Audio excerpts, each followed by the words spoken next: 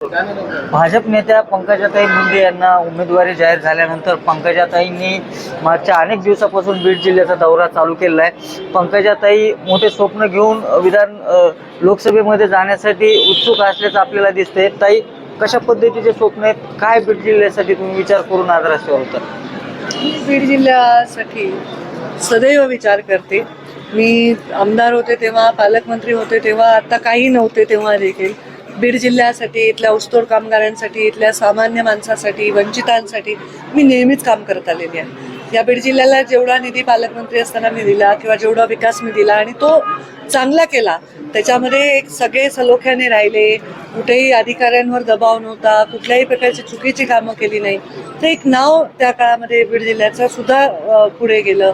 विमा असेल, शेतकऱ्यांना अनुदान असेल, जलसंधारण असेल, मुख्यमंत्री ग्रामसडक योजना असेल, काय कामं नाही केली. त्यामुळे आता मी चालले गावोगावी, सगळे सांगतात हे काम तुम्ही केलंय, हा रस्ता प्रीतमताई म्हणल्या, तर तुम्ही म्हणल्या आमदारांनी केलं. तर एक चांगलं वातावरण आहे, विकासाचं वातावरण आहे. लोकांचा विश्वास आहे की पंकजाताई 5 वर्ष जसं काम केलं, त्यांना परत वेळ दिली, संधी दिली तर त्या परत काम करतील. ताई, मात्र हे सगळं असताना मराठा आरक्षणाचे आंदोलन चालू आहे, याचा प्रचार दरम्यान कुठं ना कुठं फटका बसतो असं वाटतं? मला काही फटका वाटत नाही. एक दोन तीन मुलं उभं राहतात रुमाल घेऊन काळा, ते त्यांचा एक लढाईचा पद्धत आहे, त्याच्याविषयी माझा काही आक्षेप असायचं कारण नाही.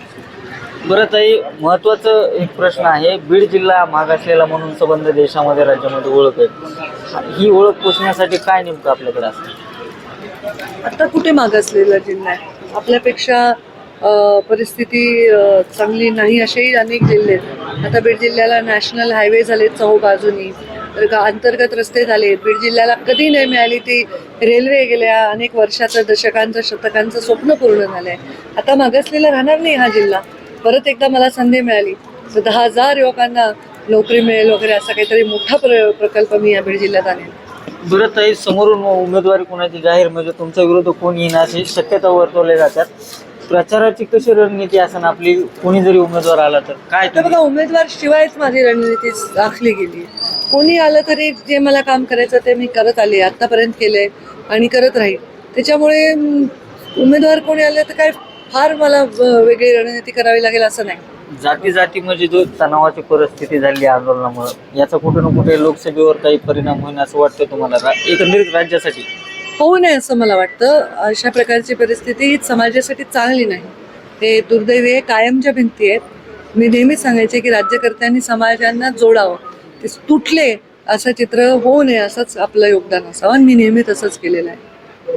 बघू शकतो पंकजाताई मुंडे होते, ज्यांनी की त्यांचे विजन असते, राज्यामध्ये चाललेल्या घडामोडी असते, या सगळ्या संदर्भामध्ये आपलं रोखठोक मत जे आहे ते जय महाराष्ट्रकडे व्यक्त केलेलं आहे. उद्धव मोरे, जय महाराष्ट्र, बीड.